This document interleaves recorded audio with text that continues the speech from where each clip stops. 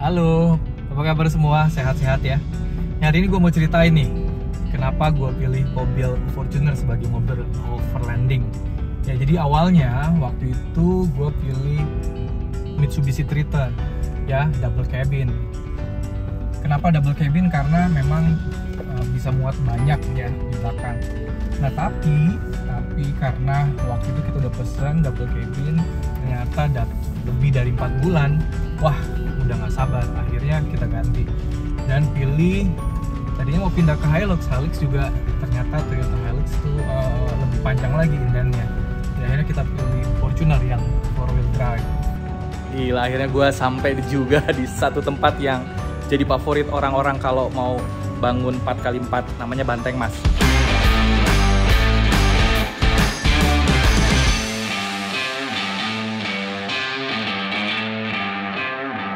Dan gue ketemu langsung ownernya Om Arif. Ya, apa kabar Om? Baik. Gila, akhirnya ketemu juga ya. Iya. Nah, Om gue nih, oh ya nggak apa-apa. Oh, mobil kunci ya. Oke, nggak apa-apa. Nah, Om Arif, gue kan pemula nih ya. Gue suka 4x4 baru sebenarnya. Sebenarnya gue overland sih. Gue mencoba untuk camping setiap weekend gitu. Terus gue mau mulai bangun. Nah, saran lo, apa sih pertama yang harus gue lakuin ya? Upgrade-nya yang seperti apa? Tujuan gue cuma overland ringan sih. Oke. Biasanya kalau di overland, kalau kita pergi kan camping ya, kita butuh satu protektor depan, kemudian kita butuh protektor belakang, yang ringan-ringan sebenarnya. Kemudian kita kalau perlu upgrade di bannya juga, yang all terrain, nggak usah yang MT, karena all terrain sama MT kan beda komponnya. Nah itu juga velg kalau mau lebih kece-kece. Jadi cukup all terrain aja ya? Iya, all terrain. All terrain tuh udah oke. Betul. Nah, kalau all terrain itu ada merek-mereknya yang lu rekomen apa? Kalau di all terrain kita rekomen banyak sih sebenarnya. Ada dari BFG tentunya yang semua orang tahu, ada Toyo, kemudian ada itu yang high-end-nya ya? Iya, itu yang high-end-nya, ada Scorpion, Pirelli Scorpion. Yokohama juga ada. Tapi pattern-patternnya kan kadang cocok-cocokan sama velgnya gitu, mau pakai juga. Jadi kalau lu saranin gue lebih baik pakai BFG? Iya. Keluar duit sekali beres sudah gitu maksudnya. Oke. Sambil liatin yuk si BFG-nya kayak apa sih? Dia Apa kelebihannya? Kelebihannya BFG itu dia punya sidewall keras. Jadi semua ban ini disebutnya kan, kalau dulu itu disebutnya radial. Jadi radial itu untuk belt, di dalamnya jaringan besi-besinya itu udah kuat banget konstruksinya. Nah, BFG itu dia kuat di sidewall. Jadi sidewall itu orang yang kadang nggak tahu itu kenapa sih sidewall harus penting, karena ketika kita overland kan kita ketemu batu, kita ketemu medan-medan yang kadang kita nggak ketemu gitu. Nah harus lewat kan. Nah kita gesekan sama batu, gesekan sama apa, ini sidewall kuat sekali gitu. Nah karena sidewallnya kuat, dia di BFG juga bisa dipakai untuk velg-velg yang kayak beadlock kayak gitu. Nah yang kalau di Method ada bead grip, ada beadlock juga. Apa bedanya tuh Om, beadlock sama bead grip? Nah, kalau beadlock itu kan dia pakai ring lagi. Jadi di velg itu bannya tinggal ceplokin aja tanpa kita menggunakan alat. Kemudian kita jepit lagi pakai ring, kemudian ada baut-bautnya lagi yang kita perlu torsi. Nah, itu bisa sampai 0 PSI. Jadi bannya benar-benar kempes, jadi cuma bergantung sama si bead ini. Karena kita nggak pakai ban dalam kan. Kalau kecuali kita pakai ban dalam, masih ada ban dalam. Nah, jadi kita bisa 0 karena tubeless dan bergantung benar-benar dijepit dari beadnya dari ban. Nah ini disebutnya nih bead nih. Gitu kalau di ban. Gitu. Jadi selain BFG tadi ada beberapa merek juga ya yang oke. Nah kalau misalnya kita pilih BFG, velgnya juga mesti ganti ya, nggak yang standar atau? Yang standar sebenarnya bisa juga. Tapi kalau mau keren, itu dia. Nah biasanya di mobil-mobil bawaan pabrik itu velgnya pasti offsetnya plus masuk ke dalam. Jadi kita kadang kalau mau pakai ban yang lebih lebar sedikit, yang lebih gede. Nah, kenapa harus pakai ban yang lebih gede? Karena ketika kita ketemu medan-medan batu atau segala macam, ban yang lebih gede itu ngebantu, lebih mudah melewati rintangan gitu. Nah, kalau kita pakai velg standar tuh biasanya kita upgrade-nya cuma naiknya dikit doang gitu kan. Keluar duit mau sekali atau berkali-kali gitu kan. Nanti berubah pikiran, wah gua upgrade lagi deh, keluar duit berkali-kali. Nah, di sini kita makanya enak diskusi. Maunya gimana? Mau di lift kit apa enggak? Nantinya bakalan pakai apa aja gitu-gitu. Kayak kita bangun rumah lah. Oke. Kan planningnya mau lantai 2, lantai 1 kita siapin semuanya supaya kita bisa mengukur budgetnya sama kita bisa mengukur juga yang kita mau terus jadinya seperti apa. Kadang orang campur-campur. Jadinya budgetnya melorot ya kan, terus ganti-ganti gitu juga. Nggak enak gitu. Jadi emang harus di-plan dari awal sesuai kebutuhannya ya. Kayak si bro ini datang enak nih gitu kan. Kan tadi bro lu jelasin ini yang termasuk BFG dan apa tadi merek apa lagi Toyo dan lain-lain Iya, ada Pirelli juga di sini. Ini juga ya. Iya. Ini juga keren ya. Ini maksudnya tapi lebih besar ininya ya, apa namanya? Tadi lu bilangnya tapaknya ya? Betul. Tiap ban, tiap pabrikan dia bikin karakter bannya itu juga beda-beda. Kemudian patternnya ini kan paten gitu. Jadi nggak biasanya mirip-mirip tapi nggak bisa sama. Bahkan bahan komponnya aja pun rahasia kayak gitu. Nah, BFG itu karena BFG itu keras sidewall-nya, sebenarnya bannya keras. Jadi kalau pakai BFG itu sebenarnya keras bantingannya. Kenapa? Karena kalau sidewall-nya keras, ketika ini kan kosong nih kita nggak pakai velg kan, kita tekan gini aja udah berasa, gitu karena sidewall-nya keras, bener-bener nahan dia, kayak gitu. Tapi dia yang paling baik ketika kita mau pasang bead lock atau bead grip.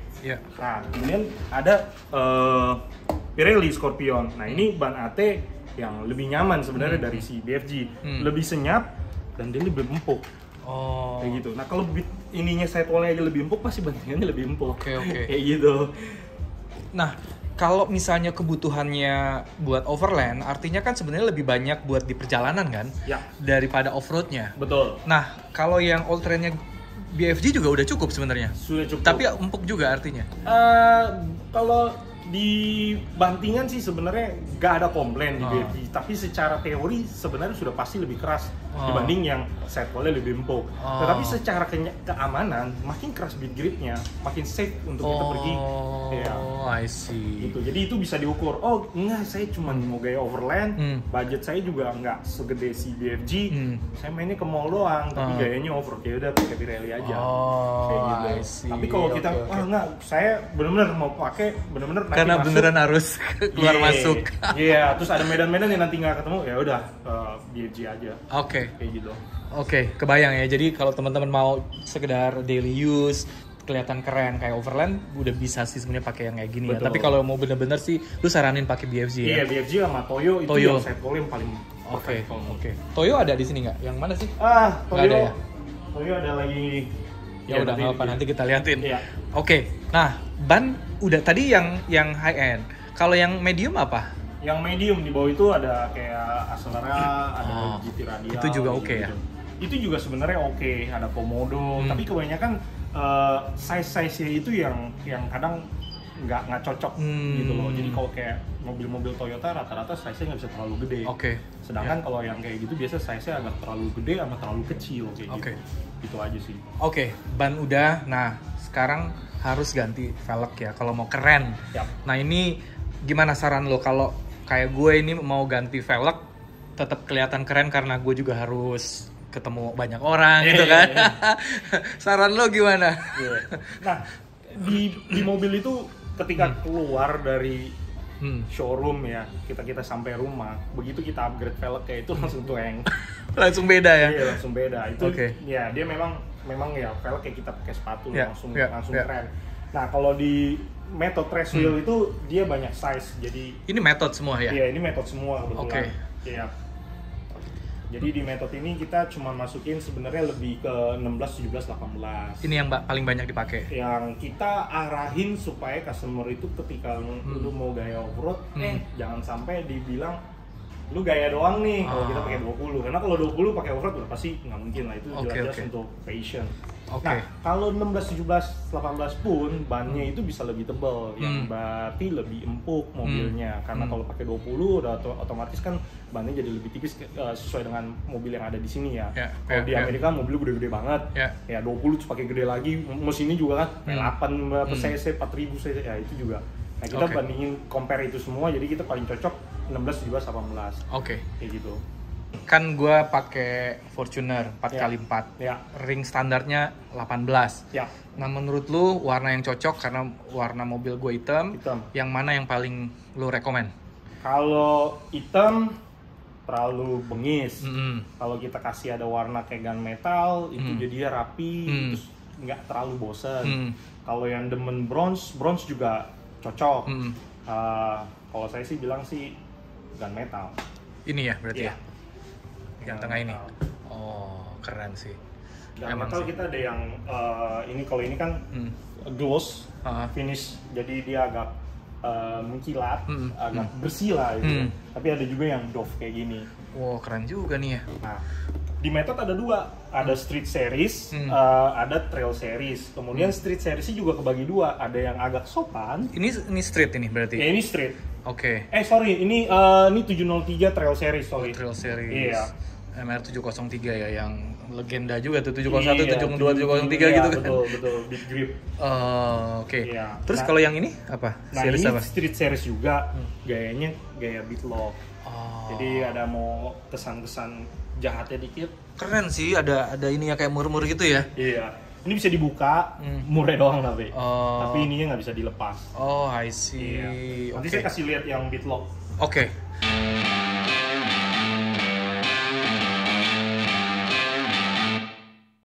Nah, ban udah, velg udah keren. Aku udah. Nah, apalagi kalau udah diganti bannya, perlu upgrade apa lagi? Kan protection depan dan belakang kita masih ngobrol di situ ya. Suspensi. Iya. Nah, suspensi ada berapa? Apa yang kan gue dengar tuh ada beberapa suspensi yang bagus ya, yang direkomend. Yap. Nah, bisa lo ceritain nggak sambil kita ke Bagian suspensi ya? Oh. Oke.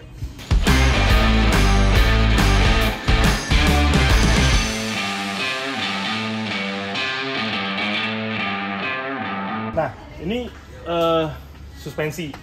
Jadi suspensi itu sebenarnya mahal, range harganya itu tergantung dari teknologi si shocknya sendiri sama materialnya dia. Yeah. Ada yang untuk daily use, ada yang untuk lebih advance, ada lagi yang untuk professional use gitu kan. Nah, kita kalau professional use mungkin nggak terlalu banyak lah, tapi yang dipakai itu biasanya yang kita jual di sini tuh yang mulai dari yang entry levelnya sampai yang advance-nya dia lah, kayak gitu. Nah, biasanya kita ngobrol sama customer, demenin kayak gimana. Oke, nah untuk kebutuhan gue deh, misalnya gue overland, gue nggak akan pakai buat off-road yang berat-berat gitu, tapi harus siap kalau someday kalau misalnya gue lewatin satu jalur yang agak berat, gue udah bisa juga gitu.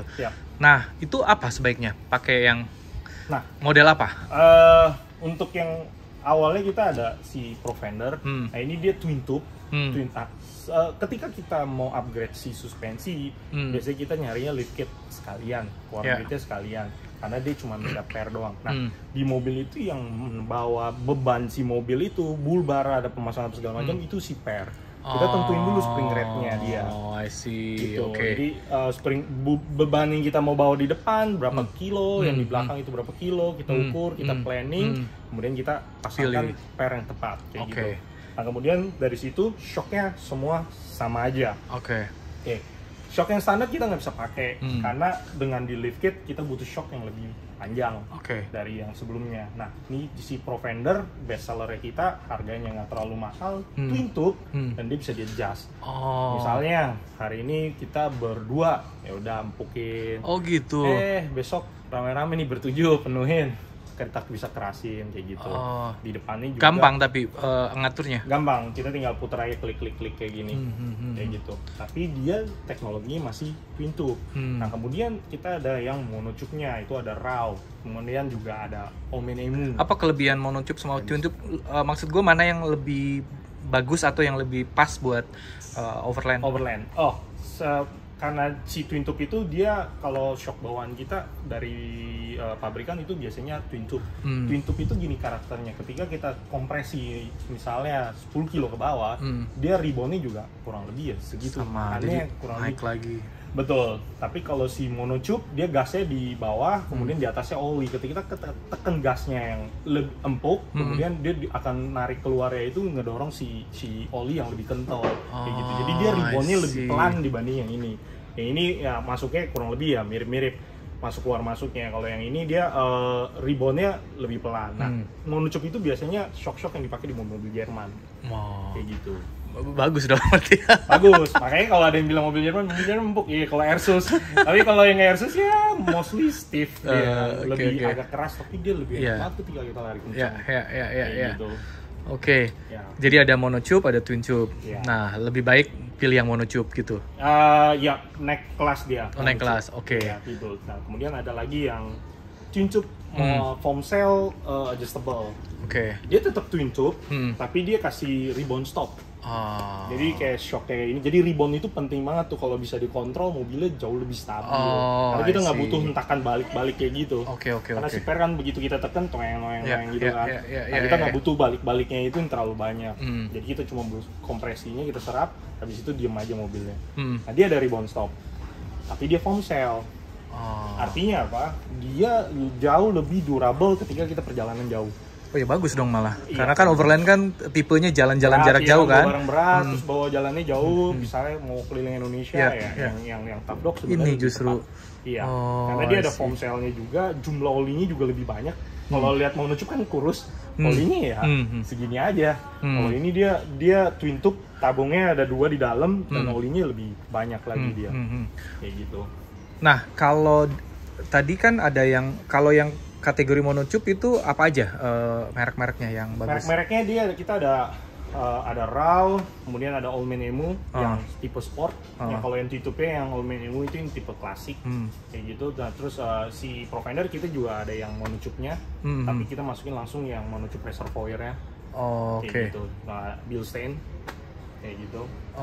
Yang Jerman rata-rata ya Bilstein, gitu yang pakainya ya monocoop karena teknologi awalnya dari sebutin tiga merek deh yang menurut lu rekomen.